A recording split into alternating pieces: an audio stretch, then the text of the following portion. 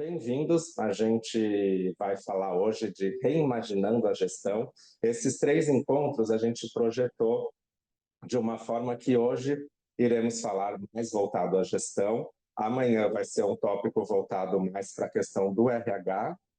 E na quinta é um tópico secreto, a gente ainda não divulgou, mas tenho certeza que vocês vão achar sensacional. Eu, pelo menos, acho que eu estou mais ansioso pela quinta. Mas uma dica, né? Apesar da gente ter separado gestão RH, é importante que. E a Regina não está me ouvindo? Vocês estão me ouvindo?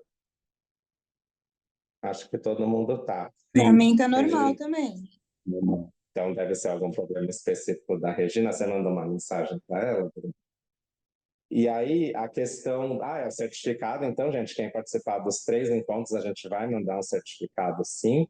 E a gente separou gestão, RH, mais para ficar focado, mas é importante ver, e até um dos tons que a gente quer passar nesses três encontros, é que cada vez está ficando mais fina, né, a linha tênue aí entre a gestão e o RH. Então, mesmo quem for profissional de gestão, é importante amanhã ver os tópicos de RH, porque eles vão conectar muito com o que eu vou falar hoje, e quem for de RH, o tópico de hoje é extremamente importante, que também vai ser base para amanhã, tá bom? Então, legal, pessoal, vai reiniciar aqui o Zoom, qualquer coisa é só conectar o áudio de novo que funciona.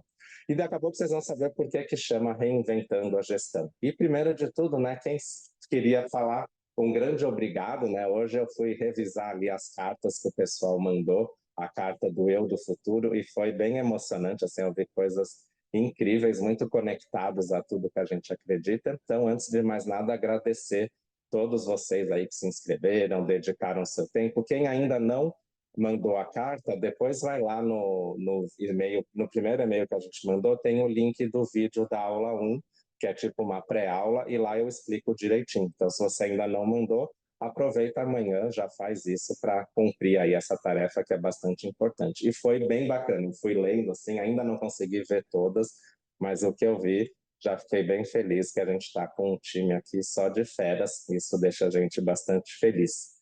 Legal? E quem sou eu, né? O que eu estou fazendo aqui? Eu sou o Thiago Brant, eu trabalho com métodos ágeis, eu tenho, já faz mais de 15 anos que eu estou nesse mundo da agilidade, e nos últimos anos eu tenho me dedicado muito a levar esse tema para o RH. Então, as principais temas que eu trabalho. Eu fiz a formação Agile People com a própria Pia Maria, durante a pandemia, foi até por isso que eu coloco ali Agile People Coach, Development e Trainer, né? E foi quando eu decidi trazer esse tema e essa marca aqui para o Brasil, porque foi algo que eu fiquei apaixonado. Espero que vocês percebam por quê ao longo desses 3 dias, mas eu tive essa missão e hoje a gente está aqui com esse conteúdo, graças a tudo isso que aconteceu ali atrás. Tá bom? Então, vamos nessa. E por quê? Primeiro uma conexãozinha, né? Eu falei quem eu sou, mas quem são vocês? Então, coloque para mim aqui no chat seu nome, a cidade onde você está e o seu papel, né? Você é gestor, você é de RH? E coloca essa pergunta aí. O que, que não está legal no mundo corporativo? O que, que vocês veem nas empresas aí que não está bacana, que precisa mudar? Então, coloquem no chat aqui só para eu ter uma ideia. Ó, temos pessoas de RH, de Jundiaí, Campinas, que é onde eu moro, mas hoje não estou em Campinas, senão já dá até para marcar um happy hour. Bruno está em SP, Goiânia, Salvador. Nossa, temos Brasil todo. Vai começar a chover. Não esqueçam de responder a pergunta, hein? O que será que está errado aí, que precisaria mudar no mundo corporativo? Douglas, psicólogo na capital, ó, temos outros psicologia, inovação, estudante, business partner, um papel aí que eu adoro, analista de RH, hoje predominância de RH, muito bom, coordenador de RH, São José dos Campos, tive tios e primos que moraram lá um tempo, São Carlos, RJ, a Regina me conheceu lá na Veloy, foi incrível o Agile Day da Veloy. Muito bom. Bahia. Falta empatia, realmente, Eliseu. E é engraçado que a gente cobra dos gestores, mas às vezes também falta empatia com os gestores, né? Falta de comprometimento, faz todo sentido, falta estratégia de pessoas, ou RH, né? Atuar também de uma forma mais estratégica, falta de comunicação e organização, analista de custos no Scrum. Eu fiz um MBA em gestão de projetos e o meu TCC foi sobre custo, né, como que era, orçamento, essas coisas dentro do Scrum, foi bem interessante. Novo Hambúrguer, Rio Grande. Nossa, a gente está de norte a sul do Brasil, isso é muito bom. Foco em resultado de curto prazo, sem olhar para o longo prazo, falta de comprometimento, falta de estratégia, valorizar os colaboradores. Eu acho que vocês estão no lugar certo, hein? RH mais estratégico, porém 50% da culpa é do próprio RH, isso eu tenho percebido, inclusive lá no Agile Trends ano passado eu encontrei bastante pessoas do RH, né? Acho que o pessoal do RH invadiu o Agile Trends e a gente estava falando exatamente disso, o pessoal do RH tem que se mexer um pouquinho também em alguns casos, né? Humanização, muito bom. Acho que vocês vieram exatamente para o lugar certo. E o que, que acontece, né? A gente tem muitas tendências aí acontecendo no mundo dos negócios, né? A gente tem a digitalização, globalização, que ficou ainda mais agravante aí na pandemia e tudo mais. O trabalho, que hoje em dia é muito o trabalho do conhecimento, mudanças climáticas, sustentabilidade, ESG. A gente tem a economia compartilhada, né? Cada vez mais a gente compartilha carona, compartilha carro, compartilha diversas coisas, né? Então a gente tem que se adaptar a essa economia. A IA, né, que agora está em alta total, a ideia de ecossistemas, né, cada vez mais as pessoas colaboram. Hoje de manhã, logo cedinho, eu fui num encontro para a gente trocar e fazer networking, é bem legal a ideia do ecossistema, mas o fato é que o nosso mundo está mudando e tem grandes tendências aí que estão trazendo um grande impacto para como as empresas fazem negócio, né? E esse o encontro de hoje foi muito inspirado por esse carinha aqui, não sei se vocês conhecem, ele é o Steve Denning, ele é um guru aí do mundo da gestão, do mundo dos negócios. Ele fez uma palestra recentemente que eu tive o prazer de participar, né? Eu sempre escutava falar dele, as citações dele, os livros, mas eu nunca tinha estado pessoalmente, então foi uma honra ter assistido ele ao vivo e ele falou uma coisa muito bacana nesse encontro que me marcou. Eu até anotei na hora e coloquei aqui que ele falou, né? A gestão ela não tem que ser reinventada, né? Ela já foi reinventada. Ele estava trazendo exatamente um ponto, porque hoje a gente sabe que os gestores precisam evoluir a forma de pensar, mas na verdade já faz muito tempo que a gente mudou essa forma de pensar. O problema é que as empresas ainda não se ligaram, não se atualizaram quanto a isso, né? Então, inclusive hoje a ideia que eu vou passar para vocês é o que será, né, que o gestor tem que fazer, o que a liderança tem que se reinventar, o que ela tem que estar de olho para estar conectado ao futuro, né? Eu tenho falado muito aí em líder do futuro, e o que será que esse líder do futuro precisa ter. Então a gente precisa voltar um pouquinho na história e ir lá na época em que começou a haver gestão, né? Que foi bem na época da Revolução Industrial, onde a gente começou a ter a mecanização e as indústrias. Então isso aqui é uma foto de uma fábrica onde as mulheres faziam passavam roupa, costuravam, tá vendo? Então elas estão aqui trabalhando como uma linha de produção. E esse estilo de gestão dessa época foi esse de fazer essa fábrica funcionar perfeitamente. As coisas tinham que ser um reloginho. E, na verdade, essas mulheres aqui trabalhando eram vistas como pecinhas, né? Como coisas aqui que precisam funcionar de forma correta, né? Quem assistiu os filmes lá do Charles Chaplin vai lembrar que ele saía, né, com os parafusos lá na rua, o que que faziam? Colocavam outro no lugar como se fosse uma peça que a gente substitui. E dessa época a gente teve pensadores aí como Taylor, né, que trouxe a gestão científica. E o cerne da gestão científica era o quê? A gestão tinha que determinar como as coisas iam ser feitas. Então imagina, um monte de gestor homem olhava aqui essas mulheres trabalhando e falava, tem que mudar ali, altera aquele layout, muda a sequência delas que a gente vai otimizar. Então, era a gestão que pensava como as coisas seriam feitas. E os operários, os trabalhadores, só tinham que executar. E era papel da gestão também monitorar e controlar se eles estavam fazendo do jeito que eles determinaram, né? Então, aquela ideia que a gente fala hoje, comando e controle, é dessa época. A gente falava assim, faça isso, e depois eu ficava controlando para ver se eles estavam realmente fazendo.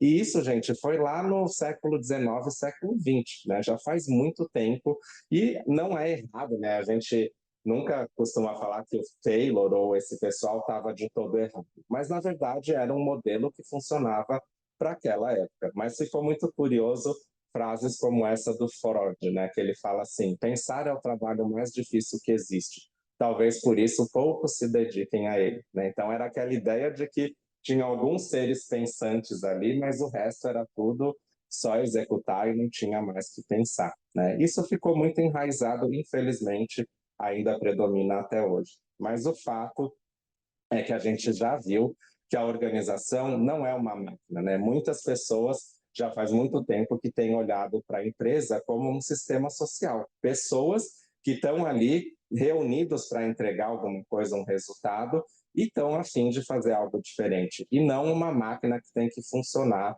corretamente. Na verdade, as máquinas hoje em dia e as fábricas que estão realmente antenadas nesse movimento, elas continuam lá, só que é praticamente tudo automatizado, né? Os seres humanos, eles vão fazer o quê? Resolver problemas, ser criativos, trabalhar em inovação, né? Então a gente precisa olhar a organização como um sistema social e as pessoas como pessoas, né? Humanos que estão no meio de tudo isso.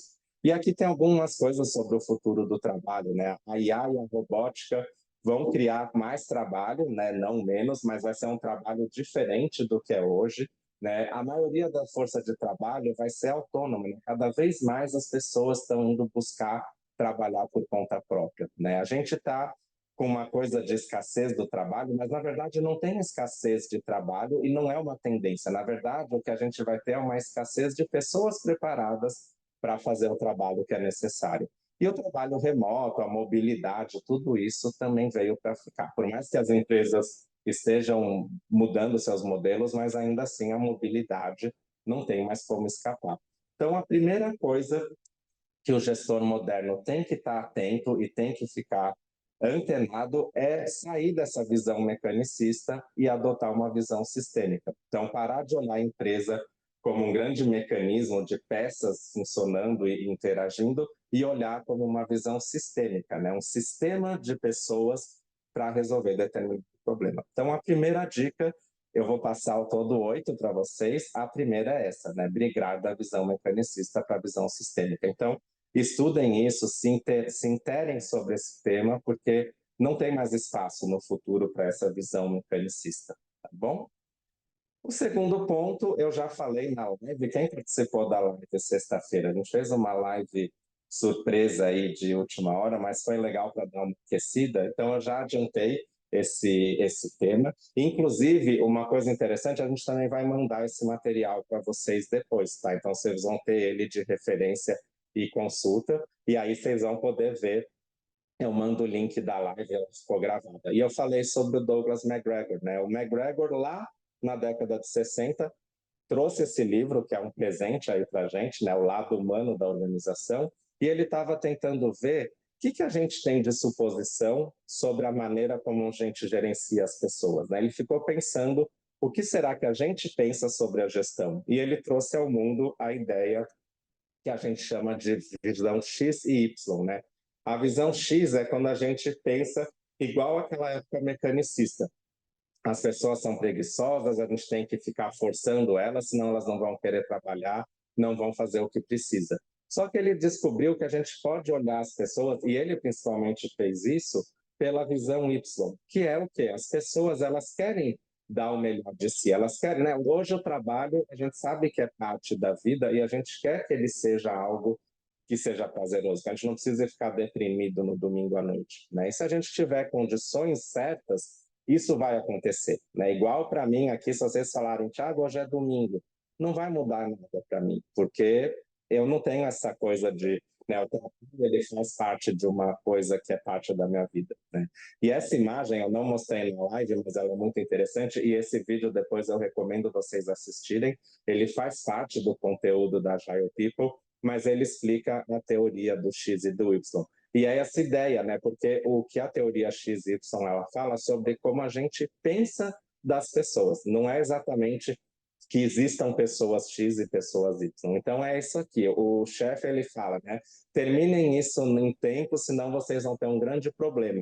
E lá no fundo ele está pensando, bando de preguiçoso. E a equipe fala, sim, chefe, pode deixar. Mas no fim eles estão pensando que isso fede, né? Tipo, ó, isso não tá legal. Então é isso, um monte de gente achando que está tudo entendido, mas por trás está tendo esses pensamentos. E o que que leva, né, o pensamento X? Quando a gente tem crença da teoria X, inclusive eu tenho que mudar aqui que é X, não é Y, a gente vai para práticas controladoras, porque como a gente acha que as pessoas são folgadas e não fazem o que precisa e vão errar, a gente tem que controlar.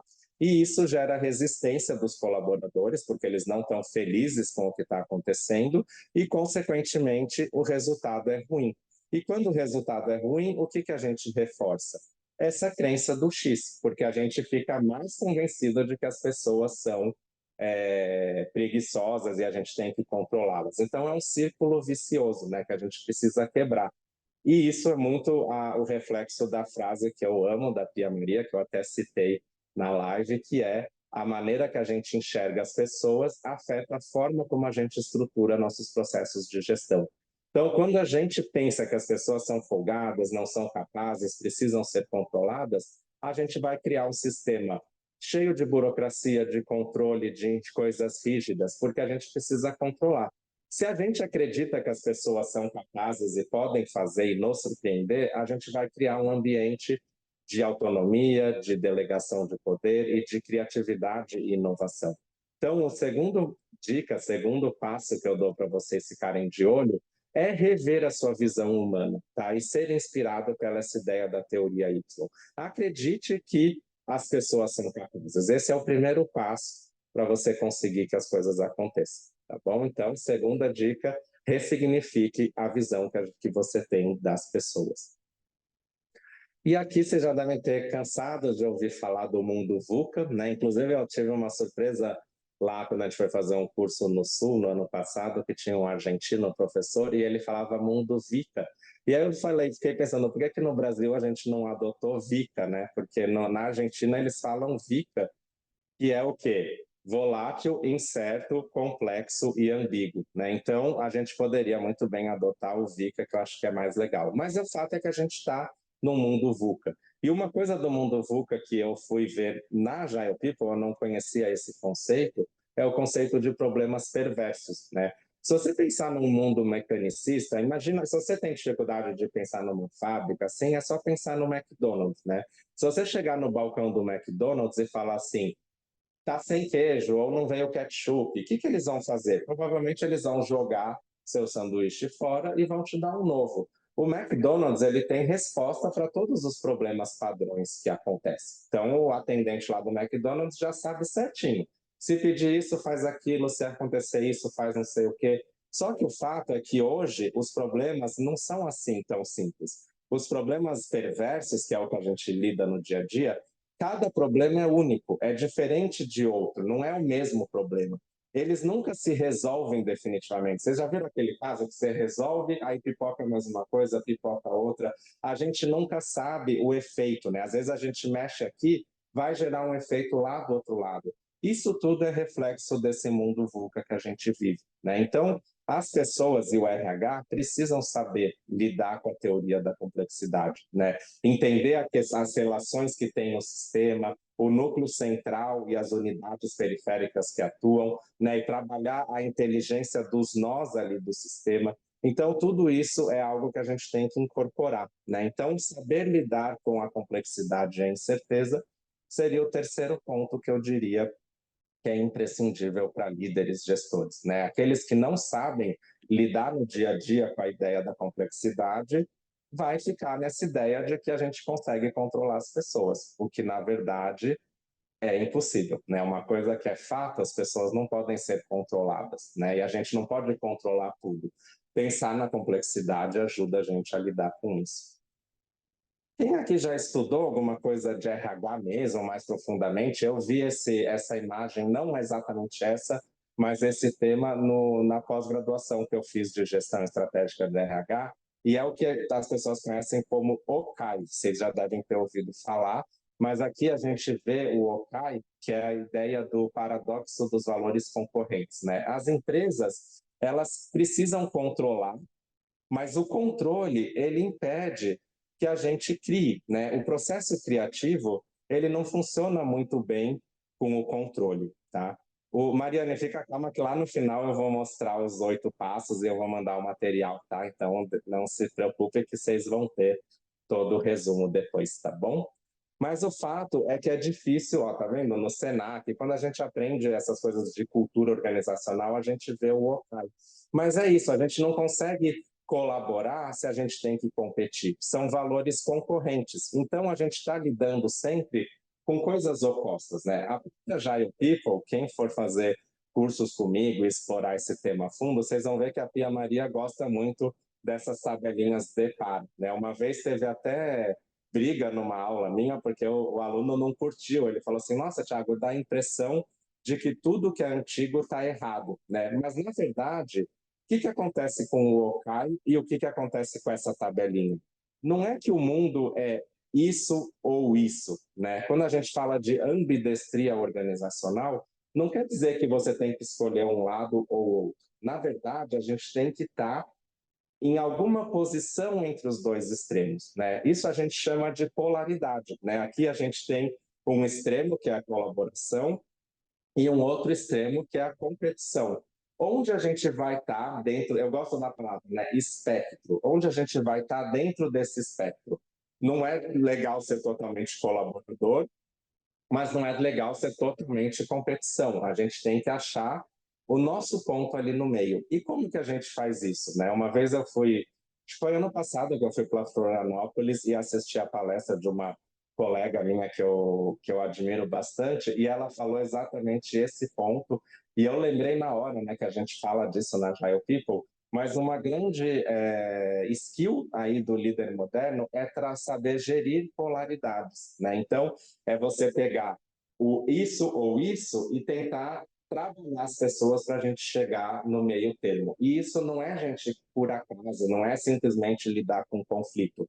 Tem técnica por trás para a gente poder gerir polaridades. Então, o líder gestor do futuro, que realmente está antenado, ele vai saber lidar com essas polaridades. E se vocês forem olhar para o mundo, para as notícias, cada vez mais a polaridade está sendo algo que está sendo exacerbado, né? Então a gente precisa lidar eficazmente com as polaridades. Outro autor aí que o pessoal de RH certamente conhece, o Kurt Lewin, né? Vocês já devem ter visto, também fala sobre cultura, e ele trouxe, ó, lá na década de 30, isso é aquilo que o Deming falou lá no início, né? Que a gente não tem que reinventar a gestão, ela já foi reinventada. Essas coisas que eu estou falando para vocês são lá de décadas atrás, né? Inclusive, esqueci de falar, mas essa palestra chama Reimaginando a Gestão, porque foi inspirada na própria palestra que eu vi do Daniel. Mas a fórmula do Levin, ela fala o quê? O comportamento é uma função da pessoa e do seu meio ambiente, né? Então, a gente tem que perceber que existe a personalidade da pessoa, existe o indivíduo, mas o meio ambiente também afeta o comportamento das pessoas. E muitas vezes o nosso foco é em tentar mudar ou controlar as pessoas. Só que o mais efetivo seria a gente trabalhar no ambiente. É muito mais fácil, né, apesar de ser desafiador, mas é muito mais fácil mudar o ambiente, mudar processos, mudar o sistema, do que mudar as pessoas, né? Então, a ideia é essa. E vem muito essa imagem também que eu amo, né, dos slides da Agile People, que é a tal da metáfora do jardineiro, né? Que é a gente fazer o quê? Cuidar do jardim, né? Cuidar das condições do solo, do adubo, da luz, da água, e deixar que as plantas façam o trabalho dela, né? As plantas, assim como os seres humanos, já sabem o que tem que fazer, inclusive é da nossa natureza querer crescer e se desenvolver. Ó, tem 110 pessoas aqui, olha quanta gente com sede de querer se desenvolver. Duvido que nem 10% de vocês estão aqui porque alguém mandou. Imagino que a grande maioria, se não todos, vieram aqui porque querem, né? Então, a ideia é que se a gente entregar o jardim adequado, a planta vai prosperar, tá? Então, a ideia é o quê? A gente tem que aprender a gerenciar o sistema. E aqui tem uma coisa interessante, quem me conhece do mundo Management 3.0 fala que sabe que eu falo, né? Gerenciar o sistema, não as pessoas. Mas a Pia Maria, quando olha isso, ela deu uma pequena adaptada que fica muito mais com sentido, que é o quê? A gente deve gerenciar o sistema, ou seja, cuidar e deixar o jardim bacana e desenvolver as pessoas, né? A gente tem que trabalhar pessoas não com controle, mas com desenvolvimento, tá? Então, essa que é a ideia, né? E a Lilian, tá vendo? Prova viva de que as pessoas, se a gente deixar, elas vão atrás e elas vão fazer acontecer. A gente só precisa dar espaço para isso. E já que eu falei de Management 3.0, gente, vocês devem conhecer talvez o Jürgen, né, que é o criador do Management. Inclusive, quem não conhece, né, e eu falo muito da Pia Maria, mas pode ficar tranquilo que na quinta-feira vocês vão conhecer um pouquinho melhor sobre ela. Mas ela também foi cria do Jürgen, né? Ela fez a formação, ela foi facilitadora do Management e foi uma inspiração para ela criar Agile People. E o Jürgen Apelo soltou essa frase, que é uma frase que eu acho sensacional também, que ele fala o seguinte: a gestão é importante demais para ficar somente com os gerentes. O que será que ele está querendo dizer com essa frase, né? Inclusive, vocês falaram lá no início dos desafios que falta, como que era a questão de responsabilização, das pessoas realmente abraçarem e fazerem acontecer, mas muito o que acontece é porque a gente não deixa as pessoas participarem da gestão. A gente adota ainda muito essa ideia de que o gestor é o sabe tudo, é o que tem as respostas. Como que a gente quer protagonismo, como que a gente quer que as pessoas se engajem, se a gente não dá espaço para elas fazerem parte da gestão? Então, quando o Jürgen Apelo falou isso, é porque se a gente deixar as pessoas fazerem a gestão, a gente vai ter um ambiente com muito melhor gestão do que um gestor centralizador fazendo tudo. Então, aqui a ideia é que o gestor moderno, o gestor do futuro, ou tem muitas pessoas falando, eu também tenho a minha matéria lá no MBA da liderança exponencial, né? Como que a gente consegue resultados exponenciais? O gerente tem que largar o osso, né? Enquanto a gente não aprender a delegar, enquanto a gente querer estar envolvido em tudo, como que a gente vai crescer se a gente tem um centralizador que sempre emperra o problema, né? Então, o gerente, o gestor, ele tem o quê?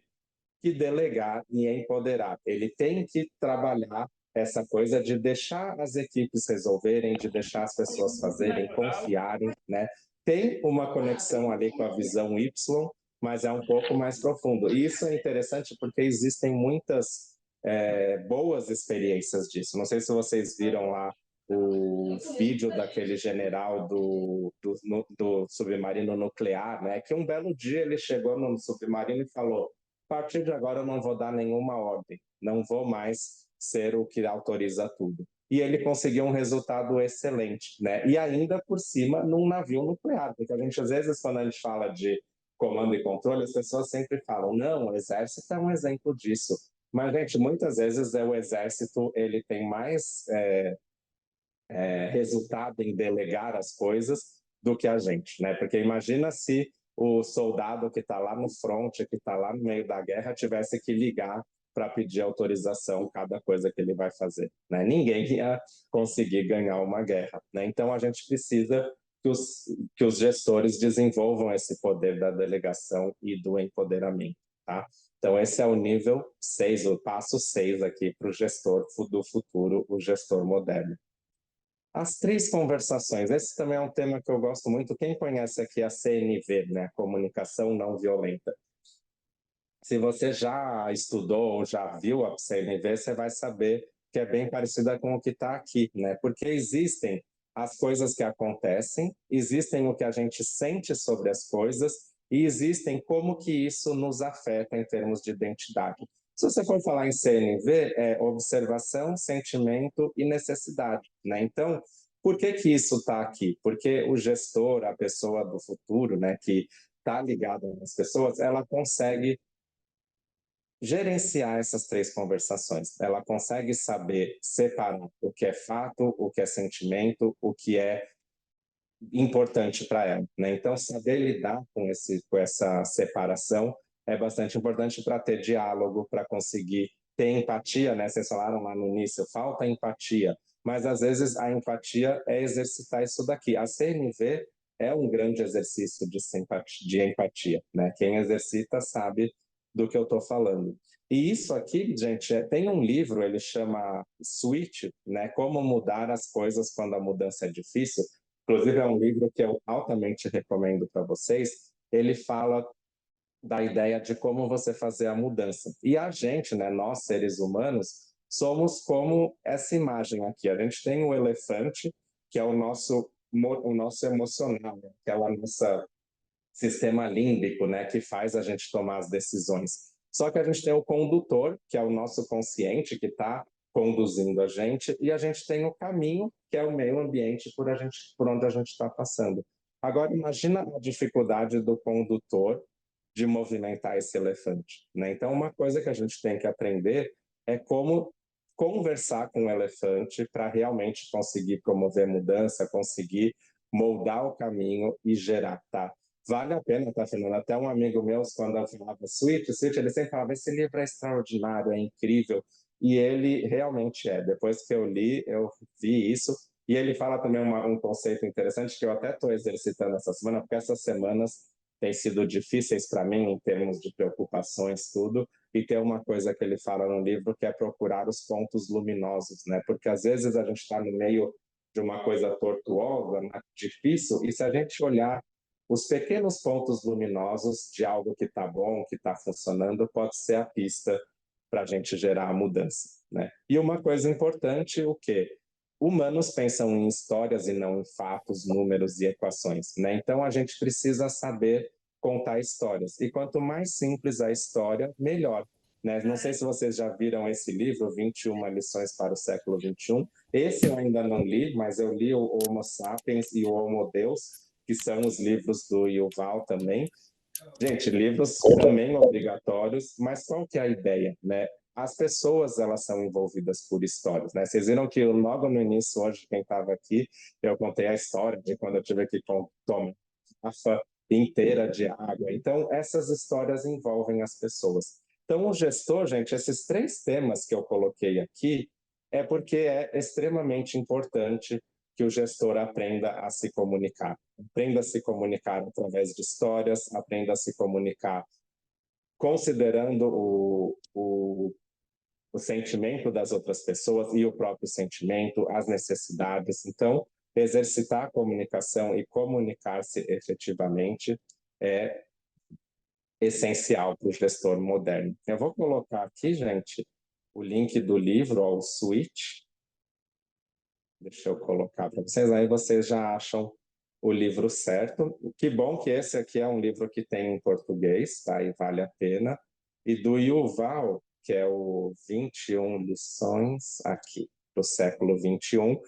Tenho lá em casa, inclusive eu preciso colocar na minha fila aqui para ler, mas ainda não li. Mas eu li o Homo Sapiens, que também para mim foi um divisor de águas, porque ele conta todo da história de como surgiu a ideia do homem ser superior à mulher, como surgiu a ideia do dinheiro. E é legal resolver o problema, mas entender as raízes, né, compreender, é muito bacana. E a gente está chegando quase no nosso finalmente da listinha. Eu acho que eu fui mais econômico do que eu esperava, mas é bom que a gente, né, quem tiver perguntas, dúvidas, pode guardar aqui. Mas não sei se vocês já viram um estudo do Google, inclusive ó, uma outra leitura, essa aqui não vai ser livro, mas vocês podem procurar, projeto Aristóteles,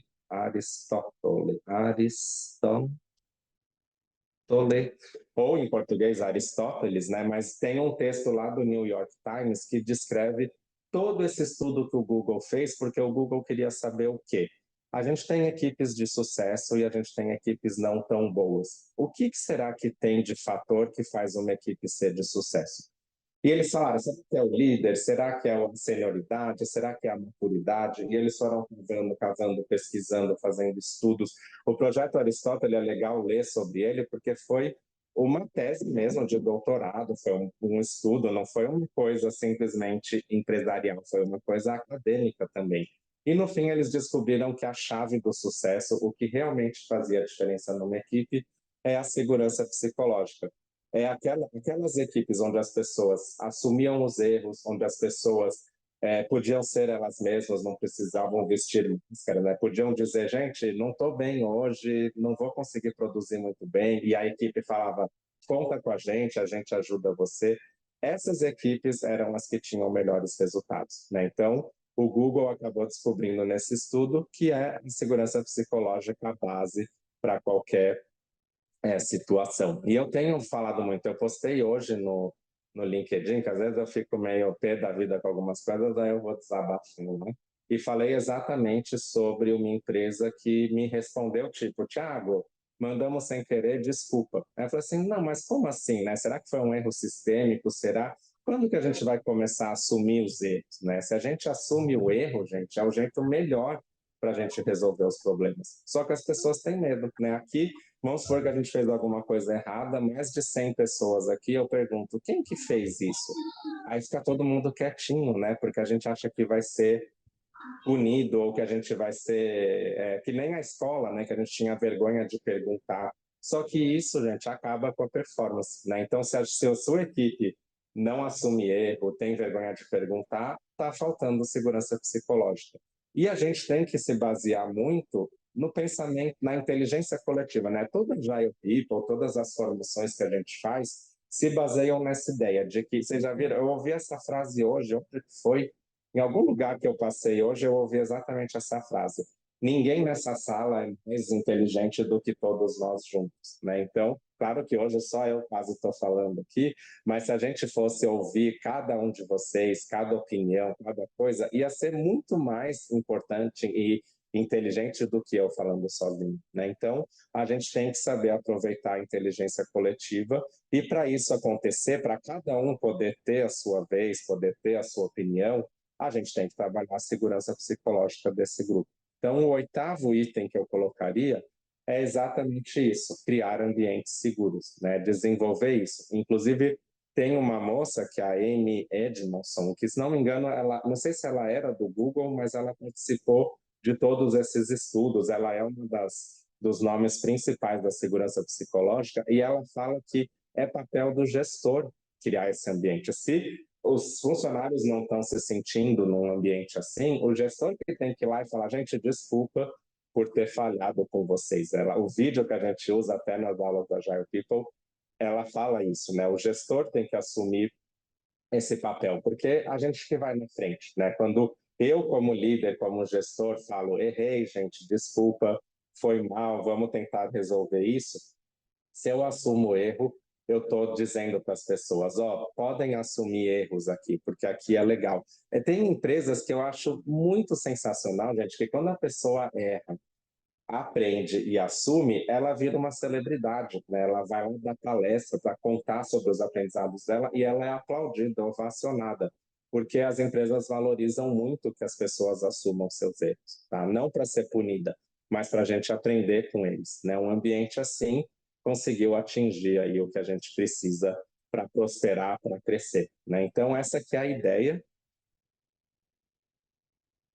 Tem lugar que acha que vai dar espaço para o time errado. É, exatamente. Mas, na verdade, gente, também a gente tem um slide lá num dos módulos da Agile People que fala sobre experimentação. Porque às vezes a gente fala assim, não, tem que deixar o time errar. Parece que a gente vai deixar eles que nem criança, né? Quebrando tudo. Mas não é essa a ideia, né? A ideia é que a gente tem que criar um ambiente com resiliência, a gente tem que fazer experimentos seguros, né? A gente tem que fazer gestão de risco, né? Não é que todo mundo tem que sair errando e fazendo besteira, mas a gente tem que, quando errar, não ser uma coisa, testar hipóteses, exatamente. Não pode ser uma coisa que a pessoa leva um puta de uma bronca e ela nunca mais arrisca, e aí a gente criou a cultura do medo, né? Porque lembra aquele ciclo que eu mostrei da visão X? Também existe o ciclo da insegurança psicológica. As pessoas ficam com medo de errar, ninguém assume o erro, reforça, e a gente fica nesse ciclo que nunca sai do lugar. Uma entrevista que você disse que precisava ter espaço criativo e ele disse que ali não teria isso. E é ruim, né? Porque a gente quer falar essas coisas na entrevista para dizer que a gente está antenado e aí a gente corre o risco de perder o emprego. Isso que é triste, porque as empresas, será que realmente querem isso? A minha saga aqui nessas 3 encontros e tudo isso que eu estou trazendo é que eu acredito que eu vou conseguir levar isso cada vez mais, tá bom? Luana está falando da carta. Ah, que bom, Luana. Depois eu vou dar uma olhada lá. E quem não escreveu, gente, vai lá no primeiro e-mail, vê o videozinho e manda. E eu vou fazer o seguinte: esses são os 8, então quem perguntou aqui qual que era o 2, né? Aqui estão os 8 itens. Depois até eu vou mandar para vocês esse material, porque acho que só olhar essa lista é difícil de lembrar e saber o que é cada um. E aqui estão os 8 que eu separei. Para mim, é o que é mais importante a gente evoluir como pensamento de gestão, tá? Eu vou fazer o seguinte, até para vocês darem uma revisada comigo, vou disparar uma pesquisinha, vai ser aqui no Zoom mesmo, só deixa eu achar, vamos ver se vai funcionar, que faz tempo que eu não faço isso. Vai aparecer para vocês escolherem qual desses vocês acham, deixa eu ver aqui que ele não está. Ele está deixando vocês escolherem? Ah, ele deixa assim, ó. Então, escolham, vocês podem escolher mais de um, mas desses 8, qual vocês acham o maior desafio aí? Qual vocês acham que vai ser mais difícil para lidar nas organizações? Vamos ver aí qual vai ser o campeão de desafio. Eu acho que todos são, de certo ponto, desafiadores, mas quais será que vai ser mais tortuoso? Lidar com a complexidade. Isso, inclusive, né? Quando a gente... Eu achei muito legal que ontem eu terminei uma turma do Management 3.0 e no final alguém colocou que o maior aprendizado dela foi o pensamento complexo. Eu fiquei tudo tão feliz porque é um tema tão difícil das pessoas entenderem, né? Como lidar com a complexidade. E, pelo jeito, é o que está campeão aqui, ó, 47%. Não sei se vocês estão vendo, acho que só eu vejo o resultado final. Mas eu vou esperar aqui que 60. Olha, e ainda por cima está uma participação boa, sinal que vocês estão acompanhando bem, fico bem feliz. E, gente, como eu disse, isso aqui tudo de hoje foi a base, né? Porque amanhã o que, que a gente vai fazer? Vamos olhar o que, que o RH precisa ter de movimento para conseguir suportar tudo isso, porque o RH tem um papel importantíssimo. E quem aqui nessa sala não é de RH, que é liderança, tudo, não perca, porque vocês vão ver, eu vou fazer logo no início uma perguntinha ali, mas vocês vão ver que a gente colocou até algumas pessoas falaram, né, que o RH também precisa fazer mais e estar mais à frente, mas também tem um papel importante da liderança. Tá? A liderança e a gestão não pode mais falar, não, isso é coisa do RH. Não é coisa do RH, coisa nenhuma. Né? Então, amanhã eu quero passar essa mensagem também, tá? Que não é o RH tem um desafio grande, eu sei disso, mas a liderança tem o seu papel importante. Eu vou finalizar aqui, mas pelo jeito a complexidade foi o grandioso aqui. Deixa eu compartilhar os resultados. A única coisa que eu descobri que o Zoom não deixa organizar, mas o número 1 aqui foi lidar com a complexidade e a incerteza e comunicar-se eficazmente. Ficou em segundo lugar. E, inclusive, faz sentido, né, gente? Porque comunicação, pelo amor de Deus, como está crítico, né, as questões de comunicação. Muito bom. Comunicação é complicado se não for assertiva e humanizada, lascou tudo, exatamente. Inclusive, eu estava vendo muito a questão do, como é que chama? Centralização no cliente, né? Eu tenho 2 exemplos de empresas que fazem o quê? Uma, ela colocou na porta de todas as salas de reunião escrito assim: essa reunião é sobre o cliente, né? Então é para quando você vai entrar numa reunião, você lembra, opa, tenho que trazer para o cliente para essa reunião. E uma outra empresa fez melhor ainda, achei sensacional. Eles colocam uma cadeira em todas as salas de reunião que tem uma capa, e nessa capa está escrito cliente. Porque daí sempre, em qualquer reunião, eles sabem que o cliente é uma pessoa ali nessa reunião. Só que esses dias eu parei para pensar e falei assim, gente, na verdade, você ter uma cadeira lá, ou você dizer que o cliente está ali, o cliente está ali, de fato, né? Não adianta, é igual a gente trabalha na própria já eu fico de falar de mapa de empatia e coisas assim. mas você não constrói um mapa de empatia dentro de uma sala de reunião, né? Então, será que a gente está trazendo realmente o cliente, ouvindo ele? Uma vez eu trabalhava numa equipe de suporte e a gente resolveu ouvir as ligações da central de atendimento. Nossa, a gente ficou tudo de cabelo em pé, porque o cliente desesperado, o atendente passando 1000 informações erradas. Então, a gente tem que realmente ouvir o cliente e fazer isso que vocês falaram, né? A comunicação no mundo ágil tem a ver com isso. Para que ter um monte de intermediário? Bota a pessoa lá para ouvir o cliente falando e reclamando, né? Inclusive, muitas pessoas perguntam como engajar as pessoas, mostrar a importância do trabalho delas. Elas têm que realmente ver o que o cliente está pensando lá fora, né? Então, essa poderia até ser uma dica complementar aqui. Será que também não fica só o fantasma do cliente? E, na verdade, gente, quem que efetivamente vai falar, né? Gente, vocês estão pensando no cliente? Chega uma hora que as pessoas começam simplesmente a ignorar, né? Então, é uma boa intenção, eu acho legal, precisa ter ações assim, mas não é só isso, né? A gente tem que realmente mudar a cultura. E aí, gente, deixa eu compartilhar aqui. Se vocês tiverem dúvidas, tudo, a gente tem um tempo aqui, dá para conversar, podem colocar no chat. Mas isso era o que eu queria passar para vocês. E eu fui fazer o material de amanhã e eu consegui também 8 coisas, né? Então vocês vão ver que tem 8 importantes tópicos aí para o RH olhar e se atualizar para se manter e fazer as empresas do futuro. Então, quem quiser saber quais são, fiquem de olho, tá bom? Mas queria agradecer, né? Olha, vocês estão firmes, porque a gente está com 110 pessoas até agora, então, gente, parabéns, sensacional. A gente está com o registro aqui, né? Se alguém falou lá, né, que foi um sufoco passar pelo Zoom, mas a gente acabou optando por fazer isso, porque daí o Zoom registra direitinho quem entrou, tal, para depois a gente saber. E aí, na quinta-feira, quem esteve aqui nos 3 encontros, a gente vai fazer um certificado bem bonito aí da Agile People para você guardar de recordação. Bom, deixa eu ver aqui, se não tiverem dúvidas, eu libero vocês. Quem não é do RH faz com certeza, Lívia, porque a gente vai falar de temas que a gente diz que é do RH, mas a empresa precisa, porque o tom de amanhã vai ser muito em como o RH pode suportar a empresa a ser mais ágil, mas as pessoas também precisam abraçar o RH. O que aconteceu nas empresas é que virou um abismo entre RH, né? A gente ouve nas reuniões assim, não chama o RH, senão eles vão começar a criar caso, né? Eu já tive essa experiência. Falei, gente, vamos chamar o pessoal do RH, porque a gente vai falar de diversidade, e alguém falou, não, Thiago, não chama o RH, senão eles vão começar a criar empecilho. Mas não pode ser assim, gente. A gente que está na frente ali, os gestores, as equipes, tem que dar as mãos para o RH. Então, sim, tem que estar aqui amanhã, porque é sobre isso que a gente vai falar. O RH sozinho não vai conseguir resolver. E assim como as pessoas sem o apoio do RH, também não, tá bom? Você percebe que as empresas estão abertas para agilidade dentro do RH?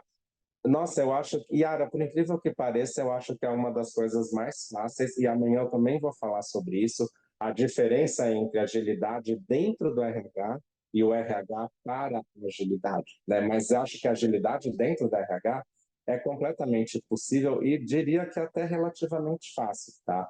Mas eu vou dar umas dicas amanhã que é bem nesse sentido, Yara, de como, até eu vi um vídeo que eu vou passar para vocês amanhã sobre essa ideia. Não tem RH, o RH está acabando, mas vocês vão ver minha resposta amanhã, que vai ser bacana.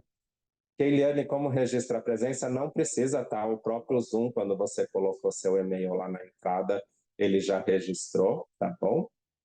Olá, Fernanda falando, abracem o RH, a gente tem que dar as mãos, né? RH e execução, times têm que andar junto, né? Tem que ser amigos e fazer acontecer. Vocês viram que os tópicos hoje, gente, muito vai tocar o mundo do RH, né? Então a gente tem que trabalhar em conjunto. E vai ser o que a gente vai falar amanhã. E nas quinta, a gente. Vou dar um spoiler de quinta-feira, né? Porque a gente fala hoje de líderes, amanhã de RH, e na quinta a gente deve olhar para pessoas. Então, não vou falar exatamente, mas o spoiler e a dica é que quinta-feira vai ser sobre onde entram as pessoas nisso tudo. Apesar de, afinal, a gente está falando de Agile People, né, que é a ideia de pensar nas pessoas. Legal? Existe alguma certificação? Isso na quinta-feira eu também vou contar, tá, Renato? A gente tem toda a formação da Agile People aqui na Agilers, através da Agile People Brasil, a gente traduziu todo o conteúdo que a Pia Maria criou, então a gente vai falar sobre isso na quinta-feira também, né? Que inclusive é meu xodó aqui, uma coisa que eu amo muito. Medo do RH, o medo das pessoas com o RH, não tem que ter, né? O RH não pode ser o vilão da história. E Milene, você não conseguiu ver reunião até mais tarde? Eu vou mandar o material, tá? Então, a apresentação para vocês saberem os tópicos, tudo direitinho, eu mando para vocês.